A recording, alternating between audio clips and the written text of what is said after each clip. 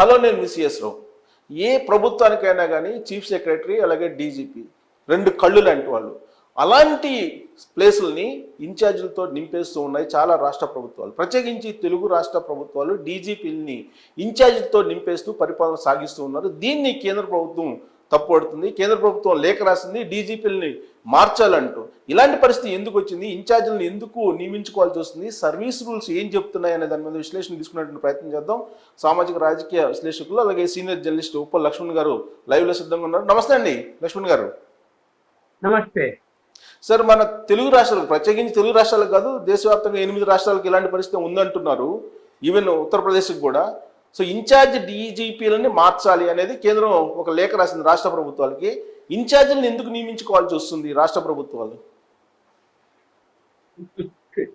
ఇప్పుడు ఇన్ఛార్జీలు ఎందుకు నియమించుకుంటారు? వాళ్ళకి అనుకూలంగా ఉండే వాళ్ళు కావాలా? ఎన్నికలు వస్తే ఆ ఎన్నికల్లో వాళ్ళు చెప్పింది చెయ్యాలి. డీజీపీ కీ రోలు కాబట్టి, అలాగే ఎన్నికలు రాకముందు కూడా వాళ్ళు అనుకున్నటువంటి పనులు చేయడానికి, పోలీస్ వ్యవస్థను మేనేజ్ చేసుకోవటానికి అన్నిటికీ కీ రోలు డీజీపీ కాబట్టి ఖచ్చితంగా డీజీపీని ఏం చేస్తారంటే వాళ్ళకి అనుకూలంగా ఉండే వాళ్ళని, ఏ ముఖ్యమంత్రి అయినా కూడా తను డైరెక్ట్ గా అపాయింట్ చేసే అధికారం లేదు కాబట్టి సెంట్రల్ గవర్నమెంట్ అంటే హోమ్ మినిస్ట్రీకి ప్రపోజల్ పంపాలా. వాళ్ళు 3 పేర్లు అడుగుతారు. ఆ 3 పేర్లలో వాళ్ళు మళ్ళీ అక్కడ ఎంక్వైరీ చేసి ఫైనల్ గా ఆ 3 పేర్లలో ఒక పేరును ఇతన్ని నియమించుకోండి అని చెప్తారు. ఎలాగూ వాళ్ళు మనకు అంటే కేంద్రంలో అధికారంలో బీజేపీ ఉన్నప్పుడు బీజేపీ రాష్ట్రాలలో వాళ్ళ పరిస్థితులు వేరుగా ఉండొచ్చేమో, కానీ ప్రతిపక్ష పార్టీలు లేదా ప్రాంతీయ పార్టీలు పరిపాలన చేస్తున్న రాష్ట్రాల్లో వీళ్ళు పంపే ప్రతిపాదనని 3 పేర్లలో వాళ్ళు home minister, central home minister ఏం చేస్తుందంటే ఎలాంటి వాళ్ళు, ఎవరు గవర్నమెంట్కి అనుకూలంగా ఉంటారు, ఎవరు వ్యతిరేకంగా ఉంటారు, అసలు వ్యతిరేకం అనుకూలం కాకుండా బ్యాలెన్స్ గా ఎవరు ఉంటారు, స్ట్రిక్ట్ గా ఎవరు పనిచేస్తారని చూసుకొని వీళ్ళు చెప్పినట్టు ఏదో నెంబర్ 1 లో వాళ్ళకి అనుకూలమైన పేరు ఉన్నా కాదనకుండా నెంబర్ 3 వాడిని సెలెక్ట్ చేసి ఇతన్ని పెట్టుకొని అంటారు. మీరేది మాకు చెప్పేది పెట్టుకోమని అనేటువంటి ధోరణి ఇవాళ ముఖ్యమంత్రులకు కలుగుతున్నది. అంటే వాళ్ళు చెప్పింది వాళ్ళు మనం పెట్టుకోవాలా? ఎందుకని ఏం చేస్తున్నారు, ఇన్ఛార్జీలు పెట్టుకుంటారు, ఆ పేర్లు పంపరు. వాళ్ళ హోమ్ మినిస్ట్రీ ప్రతిసారి అడిగినా కూడా పేర్లు పంపండి అని లెటర్ రాస్తున్నా కూడా కేర్ చేయదు, వ్యతిరేకిస్తారు కేంద్ర ప్రభుత్వాన్ని.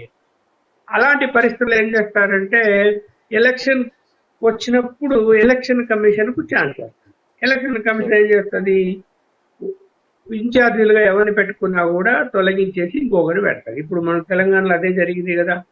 మహేందర్ రెడ్డిని కాదని గుప్తాకు ఎలక్షన్ కమిషన్ నియమించింది. అయితే ఈ ప్రభుత్వం వచ్చిన తర్వాత అతన్ని కొనసాగిస్తున్నది ఇన్ఛార్జిగా. సరే, వాళ్ళు ఇప్పుడే 2 నెలలైంది వచ్చి కాబట్టి వాళ్ళు మళ్ళీ ఎవరిని పెట్టుకోవాలి ఏమిటి అనేది తర్జన టైం తీసుకొని వాళ్ళు కూడా ఇన్ఛార్జిని పెట్టుకుంటారా, కంటిన్యూ చేస్తారా అనేది చూడాలి. ఇప్పుడు ఏమైపోయిందంటే తెలంగాణ ప్రభుత్వం అయితే గుప్తాని కంటిన్యూ చేయడానికి తెలంగాణ ప్రభుత్వం నిర్ణయించుకుంది. ఆ మేరకు ఇటీవలనే ఉత్తర్వులు కూడా జారీ చేశారు సార్. రాజేంద్రనాథ్ రెడ్డిని సీనియారిటీ ప్రకారం చూసుకుంటే దాదాపు 10 మంది ఇంకా ఆయనకన్నా సీనియర్స్ ఉన్నారు అనేది తెలుస్తుంది ఆంధ్రప్రదేశ్లో. కానీ రాజేంద్రనాథ్ రెడ్డిని అక్కడ డీజీపీగా నియమించుకున్నారు. యూపీపీఎస్సీకి కొన్ని సర్వీస్ రూల్స్ ఉంటాయి, ఆ రూల్స్ ప్రకారం నియామకం ఉండాలి, దాన్ని కంటిన్యూ చేయండి అని చెప్పి కేంద్ర ప్రభుత్వం ఇటీవల రాసిన లేఖ. దానికి రాష్ట్ర ప్రభుత్వాలు స్పందించాల్సిన అవసరం ఉందా, లేదంటే రాష్ట్ర ప్రభుత్వాలకి విశిష్టాధికారం ఉందా సార్ వీళ్ళ నియామకంలో? విశిష్టాధికారం లేదు, లేఖనే కదా ఇన్ఛార్జీలు నియమించుకుంటారు. ఎంతసేపు కేంద్ర ప్రభుత్వము 3 పేర్లను పంపనప్పుడు పంపాలి, వాళ్ళ ఆ 3 పేర్లలో వీళ్ళని నియమించుకోండి అని చెప్పాలి, దాని ప్రకారం నియమించుకోవాలి. ఇది ఆ గైడ్లైన్స్ ఉన్నది అవే. ఇప్పుడు వాటిని కాదని ఏం చేస్తున్నారంటే ఇష్టం వచ్చినట్టు వీళ్ళు నియమించుకుంటున్నారు. ఎందుకు నియమించుకున్నప్పుడు కేంద్రాన్ని పంపితే వాళ్ళు మనం చెప్పింది చేయరు అనేటువంటి భావన ఉన్నప్పుడు ఏం చేస్తారు, వీళ్ళకి బుద్ధి ఉంది. ఇప్పుడు మీరు అన్నట్టు 10 మంది సీనియర్లు ఉన్నా కూడా కాదని జూనియర్ని ఎందుకు పెట్టుకుంటారు? వాళ్ళు చెప్పింది వినాలి, చెప్పింది చెయ్యాలి అనే ఉద్దేశంతోనే కదా పెట్టుకుంటారు. అంటే అవసరం ఏముంది అలా చేయడానికి? ఎప్పుడు లా అండ్ ఆర్డర్ చూడాలి, పోలీస్ వ్యవస్థ సక్రమంగా పనిచేస్తేనే ప్రజా జీవనం బాగుంటది. అవినీతి అక్రమాల విషయంలో పూర్తి శ్రద్ధ వహించాలి. అవన్నీ ఎవరు నీతి నిజాయితీగా పనిచేస్తాడో చూడడం లేదు ఇప్పుడు. మనకు అనుకూలంగా ఎవరుంటారు? ఇప్పుడు మనం చెప్తే సరే పలానా కేసు ఇన్వెస్టిగేషన్ ఆగాలి అంటే ఆగాలి, కేసు నుంచి తప్పించాలంటే తప్పించాలి, మన వాళ్ళు జోలికి పోకూడదు. మనం అన్ని చూస్తున్నాం కదా. ఇవాళ ఆంధ్రప్రదేశ్ లో కూడా పోలీసు సమక్షంలోనే మీడియా పర్సన్స్ కొడుతూ ఉంటే కూడా పోలీసులు ఏం చేయలేకపోయారు. అంటే ఏమి, అధికార పార్టీ వాళ్ళు వచ్చి కొడుతూ ఉంటే అధికార పార్టీ వాళ్ళని నివారించలేని పరిస్థితుల్లో ఉన్నారు ఇవాళ పోలీసు వ్యవస్థ అలా ఉంది. అందువలన ఒకప్పుడు అలాంటి పరిస్థితులు ఉండేవి కాదు. అరే పోలీస్ వ్యవస్థకు చెడపేరు వస్తే మనకు ప్రభుత్వానికి చెడపేరు వస్తుందని ఆలోచించి చేసేవాళ్ళు. ఇప్పుడు అలా చేయటం లేదు కదా. ఎవడైతే ఏముంది, మనం చెప్పింది చెయ్యాలి అంతే, అదే జరుగుతుంది. సరే, ఒకటి ఇప్పుడు కేంద్ర ప్రభుత్వం లేఖ అయితే రాసింది, ఆ లేఖను ఒబే చేయాలి కదా. ఒకవేళ ఒబే చేయకపోతే కేంద్ర ప్రభుత్వం డైరెక్ట్ గా వీళ్ళని తొలగించవచ్చా? లేదు, అలా లేదు. అది ఇప్పుడు ఎలక్షన్ నోటిఫికేషన్ షెడ్యూల్ వచ్చిన తర్వాత ఎలక్షన్ కమిషన్ కు పూర్తి అధికారాలు ఉంటాయి కాబట్టి వాళ్ళు ఏమైనా చేయొచ్చు, ఎవరైనా ట్రాన్స్ఫర్ చేయొచ్చు, ఎవరైనా సస్పెండ్ చేయొచ్చు, ఎవరినైనా పక్కకు తప్పించేయచ్చు, ఖాళీగా పెట్టచ్చు. ఇవన్నీ వాళ్ళకి అన్ని అధికారాలు పూర్తి కంట్రోల్ ఉంటాయి. కానీ కేంద్ర ప్రభుత్వము ఒకవేళ కేంద్ర ప్రభుత్వం రాసిన లేఖ మీద వీళ్ళు స్పందించి వీళ్ళు ముగ్గురు పేర్లు ప్రతిపాదన పంపించకపోతే వాళ్ళే డిసైడ్ చేసుకొని వాళ్ళే సీనియారిటీని బట్టి ఒక అధికారిని డీజీపీగా నియమించేటువంటి ఆ ఫెడరల్ సిస్టమ్ లో అలాంటి పూర్తి పవర్స్ కేంద్రానికి అయితే లేవు, కేంద్ర హోంశాఖకు లేవు. రాష్ట్ర ప్రభుత్వ ప్రతిపాదన పేరుకే చేయాలి. కానీ తాజాగా రాసిన లేఖలో ఫుల్ పెజ్ డీజీపీని నియమించుకోండి, ఇన్ఛార్జీలు కొనసాగించొద్దు ఇన్ఛార్జీలు అని చెప్పి చాలా క్లియర్ గా చెప్పింది. ఆ డైరెక్షన్ ఫాలో చేయాల్సిన బాధ్యత అయితే ఉందిగా రాష్ట్ర ప్రభుత్వాల మీద. అవ్వాలా, నువ్వు చెప్తే మేము చేయాలంటున్నా అంటారు కదా. ఇప్పుడు ఇప్పుడు ఒక ఒక రాష్ట్రాల యొక్క హక్కులను హరించకూడదని రాజ్యాంగంలో కొన్ని అంశాలు పేర్కొంటారు. ఏం పేర్కొంటారు? ఇప్పుడు సిబిఐ విషయం ఉంది. సిబిఐ రాష్ట్ర ప్రభుత్వం అనుమతి ఉంటేనే రాష్ట్ర ప్రభుత్వం రాష్ట్రాల్లోకి రావాలా, ఎంటర్ కావాలా, లేదంటే కోర్టులు ఆదేశిస్తే ఎంటర్ కావాలా. ఇప్పుడు ఏమైంది, ఆ సెక్షన్ సెక్షన్ నాకు గుర్తులేదు కానీ ఆ సెక్షన్ ప్రకారం సిబిఐ మా రాష్ట్రంలోకి రావడానికే వీలు లేదు అని చెప్పేసి ఆర్డర్ పాస్ చేశారు. తెలంగాణలో చేశారు, ఆంధ్రాలో చేశారు అనుకున్నాం. పరిస్థితి ఏంటి అయిపోయి. అంటే కేంద్ర యొక్క ప్రభుత్వ దర్యాప్తు సంస్థ కోర్టుల అనుమతి తీసుకొని రాష్ట్రాలకు వచ్చే పరిస్థితి ఉంది కదా. అది ఎందుకు పెట్టారు అంటే అప్పుడు పరిస్థితులు అలాంటివి, అలా డిస్కస్ చేసుకున్నారు. రాష్ట్రాల హక్కులు, రాష్ట్రానికి కూడా పూర్తిగా హక్కులు ఉండాలి, అన్ని కేంద్ర పరిధిలో ఉంటే రాష్ట్రాలు ఏం పరిపాలన చేస్తారో వాళ్ళకి ఏం స్వతంత్రం ఉంటది, అన్ని కేంద్రాన్ని అడుక్కొని చేయాలనా అనేది జనం కూడా సరిగా రిసీవ్ చేసుకోరేమో అనే ఉద్దేశంతో పెట్టారు.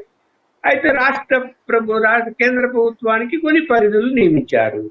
రాష్ట్రం నుంచి ప్రతిపాదన రావాలా. ఇప్పుడు సిబిఐ ఉండాలనా లేదా అన్నది రాష్ట్ర ప్రతిపాదన వస్తేనే చేయాలా అనేది. రాష్ట్ర ప్రతిపాదన వద్దు అంటే ఊరుకోవాలి అది. అలాగే ఇది కూడా రాష్ట్ర ప్రతిపాదన 3 పేర్లు పంపిస్తే ఆ అందులో ఒక పేరు సెలెక్ట్ చేస్తారు.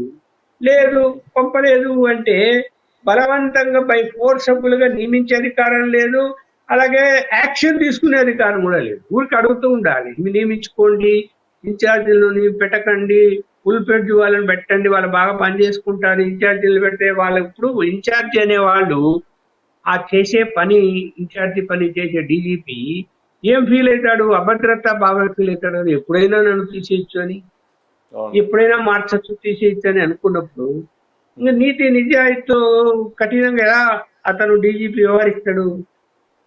వ్యవహరించలేడు. అదే రెగ్యులర్ డీజీపీ అయితే నన్ను ఏం చేసుకుంటారు, ఏం చేయలేరు కదా. నేను ఏం చేయాలో ఈ అధికార పార్టీ వాళ్ళని తప్పు చేసి అరెస్ట్ చేసి లోపల వేసిన సందర్భాలు ఉన్నాయి. డీజీపీలు చూసాం మేము. అధికార పార్టీ వాళ్ళు తప్పు. ఈ మధ్యకాలంలో వచ్చిన రూల్స్ ప్రకారం కూడా ఫుల్ ఫ్లెడ్జ్డ్ డీజీపీలు నియమించి 2 years పాటు వాళ్ళకి బదిలీలు కూడా లేకుండా ఉంచాలి అనేది కూడా ఒక రూల్ వచ్చింది ఈ మధ్య. అవును. సో దాని ప్రకారం చేస్తే కనుక మీరు అన్నట్టు లా అండ్ ఆర్డర్ కంట్రోల్లో ఉంటుంది. పొలిటీషియన్ మాటలు వాళ్ళు కూడా పెద్ద పట్టించుకోరు. అంతే కదా. పోలీస్ వ్యవస్థ ఎలా పనిచేయాలంటే తప్పు ఎవరు చేసినా, అధికార పార్టీ వాళ్ళు చేసినా, ప్రతిపక్షాలు చేసినా అందరికి చట్టం ఒకటే కాబట్టి ఆ చట్టం ప్రకారం యాక్షన్ తీసుకో. అలా తీసుకోవడం లేదు కదా. అసలు తమాషా అధికార పార్టీ వాళ్ళకు ఒక విధంగా వ్యవహరిస్తున్నారు, ప్రతిపక్షాలకు ఒక విధంగా వ్యవహరిస్తున్నారు కదా. సార్ తమాషా ఏంటంటే లక్ష్మణ్ గారు, అసలు విలేకరు కాబట్టి కొట్టి వదిలిపెట్టాము, రామోజీరావు రాధాకృష్ణ అయితే కీళ్లు కూడా విరిచేసేవాళ్ళు అని చెప్పి మాజీ మంత్రి అంటే ఆయన మీద కనీసం చర్యలు కూడా లేవు. మరి అంతే కదా, నువ్వు ఎవరినైనా నేను చంపుతాను అంటే కేసు రిజిస్టర్, సుమోటిగానే కేసు రిజిస్టర్ చేయాలి మామూలుగా. అవును. మరి ప్రభు జీవించే హక్కు ప్రతి ఒక్కరికి ఉంది. అతన్ని నన్ను చంపుతానని ఎవరైనా అంటూ చేసి ఎవరు చంపుతామన్నారా వాని మీద చర్యలు తీసుకోవాలి కదా వాళ్ళు. ఇప్పుడు ఇక్కడ స్థాయిని బట్టి సెక్షన్లు లేవు. ఇప్పుడు ముఖ్యమంత్రికి ఒక సెక్షన్, ప్రధానమంత్రికి ఒక సెక్షన్, మంత్రులకు ఒక సెక్షన్, ఎమ్మెల్యేలకు ఒక సెక్షన్లు, పార్లమెంట్ మెంబర్లకు ఒక సెక్షన్, ఏమి లేవు. అందరికీ ఒకే చట్టం కదా, ఒకే సెక్షన్. ప్రత్యేకత ఏముంది? సో ఇప్పుడు కేంద్ర ప్రభుత్వం లెటర్ రాయడం వరకే పరిమితం, అంతే, అంతకు మించి చేయగలిగింది కేంద్ర ప్రభుత్వం కూడా. ఇప్పుడు వాదన ఇప్పుడు మరే బాబు పరిపాలన ఇలా చేసుకోవాలయ్యా అని చెప్తారు, అంతవరకే. చేయమని అడ్డం తిరుక్కున్న వానికి ఏం చేసే పరిస్థితి ఉంటుంది ఇక్కడ? ఇప్పుడు ఇదే జరుగుతున్నది. ఇవాళ ఏదో త్రిపుల్ గారు లేఖ రాశాడు, ఈ రాష్ట్రంలో శాంతి భద్రత లేవు, జర్నలిస్టులు కూడా కొట్టారు, ఇక్కడ రాష్ట్రపతి పాలన పెట్టాలా అన్నాడు, పెట్టి ఎన్నికలు జరపాలా, లాంటి ఎన్నికలు ప్రశాంతంగా జరగవు అన్నాడు రఘురామకృష్ణరాజు. అది సాధ్యమవుతుందా? రిపోర్ట్ ఎవరు? సరే, గవర్నర్ కూడా ఏదో ఇక్కడ ఉన్నటువంటి వాస్తవ పరిస్థితులను కేంద్రానికి ఈరోజు తెలియజేశాడు, ఒక నివేదిక ఇచ్చాడని కూడా వార్తలు వచ్చాయి. ఏం చేస్తుంది దాన్ని కేంద్ర ప్రభుత్వము? ఆ చిన్న చిన్న సంఘటనలు అంటే మనకై పెద్ద సంఘటనలుగా కనిపిస్తాయి కానీ కేంద్ర ప్రభుత్వ పరిధిలో చిన్న సంఘటనలుగా కనిపిస్తాయి. రాజ్యాంగం ప్రకారం చూసుకుంటే ఏదైనా రాష్ట్రపతి పాలన పెట్టాలి అంటే దానికి ఒక పారామీటర్స్ అన్ని ఉన్నాయి, దాని ప్రకారం తప్ప పెట్టడానికి వీల్లేదు. అది మన క్యాబినెట్ డెసిషన్ తీసుకోవాలి, కేంద్ర అంటే సెంట్రల్ క్యాబినెట్. ఇవన్నీ ఎందుకు ఎలక్షన్ కమిషన్ పంపిస్తే ఎలక్షన్ కమిషన్ షెడ్యూల్ వచ్చిన తర్వాత చూసుకుంటుంది అని.